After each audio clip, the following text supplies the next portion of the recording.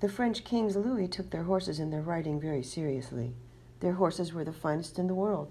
Their nobly born horse trainers and instructors the best to be had in Europe.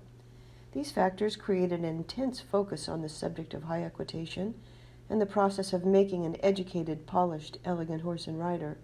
The collective zeal of all the players was such that the timeless traditions of the king's manege of the 18th century came to represent the zenith of horsemanship. Learn about the legendary School of Versailles and the glorious Horsemen.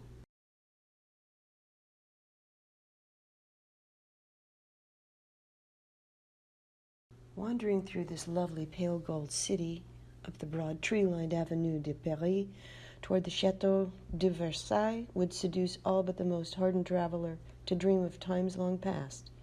As the château's magnificent edifice comes into view and its buildings seem to go on, one can't help but remember that, designed and created as it was by the finest thinkers and artists of their time to perpetuate knowledge and beauty, the highest cultural values embodied in European civilization at the time were showcased at the Château de Versailles. If you're a stranger to Versailles, you would probably not realize that we've been walking between the king's two stables, but as we reach the Place d'Armes and turn our backs to the chateau, we will be facing two massive building complexes that today house modern offices. Yet, long ago, these classically timeless, stately buildings of soaring, harmonious proportion and exquisite sculptured ornamentation were constructed by Louis XIV of France to celebrate his passion for elaborate equestrian performances and to stable the finest horses of the world, his own. To the right is the Petite Écurie, and to the left is the Grande Écurie, which also was home to the King's Equestrian Academy that came to be known as the School of Versailles. Here worked his master écuyers and their masterful students, who in time also became master écuyers. In our busy postmodern lives, it may seem of dubious use to study the work and literature of great equestrians long dead.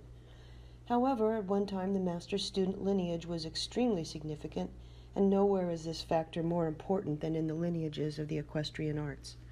The historical cross-pollination of high-level equitation methodology across Europe is a very complex and fascinating subject, and studying it gives context to our own search for meaning in our modern riding practices.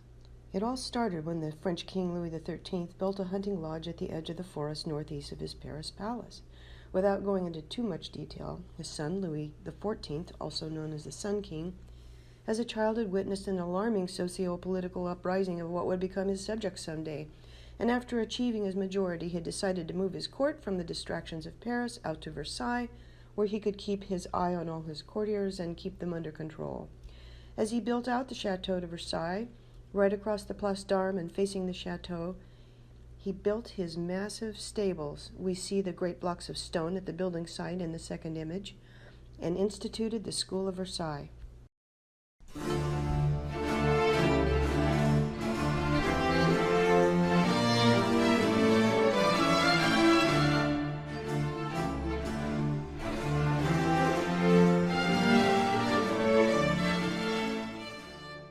Of all the many species of animals kept at the court of Versailles, horses were the most important to embody the French king's royal magnificence. The large number of horses catered to the needs of varied, intense equestrian activity for the king, the royal family, their courtiers, and visitors. These activities included not just riding for pleasure or travel, but hunting, exercises in the riding school, and performance events carried out on a massive scale. In the stables at Versailles alone you could see what you could not hope to see anywhere else except on long journeys, an admirable and elite collection of horses. The many-colored chargers, which eventually grew to over 2,000 in number, and most of which came from abroad in England, Ireland, Spain, North Africa, and Northern Europe, were chosen with great care, and their beauty and the quality of their dressage amazed visitors. To get an idea of the scope of this training infrastructure and the events enjoyed by the royal court, let us briefly return to Paris for a couple of the historical extravaganzas that occurred before the move of the court to Versailles in 1686. From these, you will understand the need for highly trained, bomb-proof horses. In this stunning painting, we witness a real cacophony of influences. One source says that this event, the Carousel Place de Royale, took place in 1612. Another says it was organized in part to celebrate Louis XIII's wedding with Anne of Austria in 1615. Another source claims that the great equier of the king, Antoine Pluvinel, choreographed the carousel, which might account for the delicate nature of the music composed for it. This carousel comprised a 3-day spectacle of parade, tournament, and carousel. All festivities were devoted to the public joy and included floats pulled by 6 lions, another pulled by 8 deer, another pulled by at least 2 bears, and we can see at least 4 elephants in the mix. Many of the horses are looking askance at the menagerie of strange creatures. Some accept the commotion, but not all are happy to be stationed in front of the cannons or what may or may not be leopards.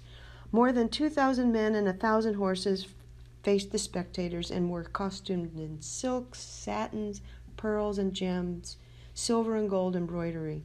The bourgeois watched in a vast number from risers and scaffolds. Members of the royalty, nobility, and courtiers appeared at the windows of the Place Royale buildings, with 80,000 members of the public who could not enter the square surrounding it, straining to see the activities through the arched entrances.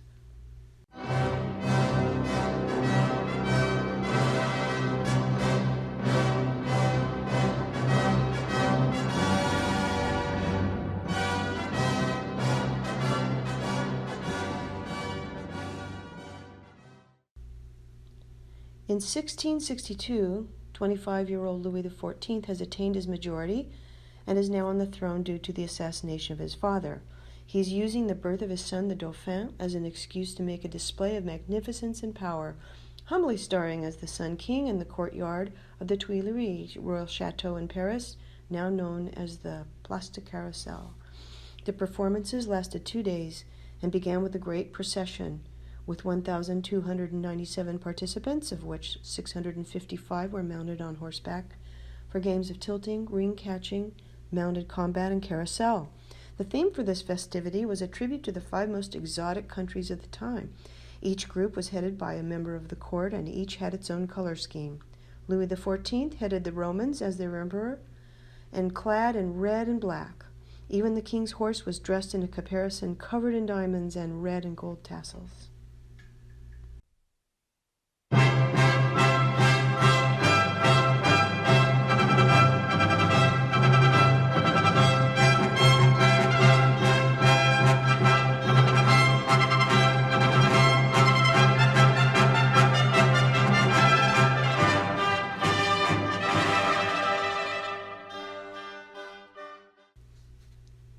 Now we've returned from our Paris adventures and are back in Versailles with at least 600 horses populating the newly constructed Grande and Petite Écurie, with an overflow stabled in the stables of the royal family and elsewhere in Versailles.